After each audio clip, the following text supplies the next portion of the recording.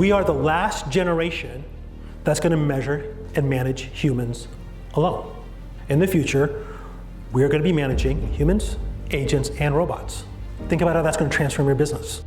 From building billion-dollar businesses at Dell to managing successful exits as a CEO, Rajeev is the expert Forbes calls the top leader bringing AI to everyone.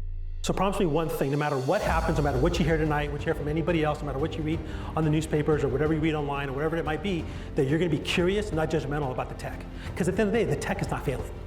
The tech is there. The problem with the tech is that it's moving so fast. That's the problem. But the tech works. Use it to augment, amplify, and anticipate. This is not about replacing intelligence. We'll talk about critical thinking in a bit. It's all about augmenting intelligence. The winners of the future are going to be the ones who say, you know what, we're going to take the best of AI and the best of the human experience and put them together. Rajeev built and helped to see one of the early AI machine learning companies over 10 years ago. He's dual AI certified from MIT. The issue is leadership. That's the problem. The technology works. The technology is great. Technology is going to be used for a lot of great things. Technology can also be used for a lot of bad things. So the technology works. But if you want to be successful in things like building agents, like building some of these advanced tools, you got to get the foundational part of your house and your business right first. This is the #1 skill set I want everybody to develop, which is you have to have an active imagination. You got to let your inner Disney come out. You have to become a storyteller. I cannot tell you how important this is. 90%, 95% of what you're going to go do is not build agents. 95% of what you're going to go do is how to learn how to talk to ChatGPT and Gemini. And that's how do you write a story. A task that took 6 days to do can be done now in 60 minutes. How many of you take your team offsite every year to do a yearly or quarterly planning? I do that. But now what you do is you come and you fire it up, and you have ChatGPT going with you, and you throw your ideas up there while you're doing it.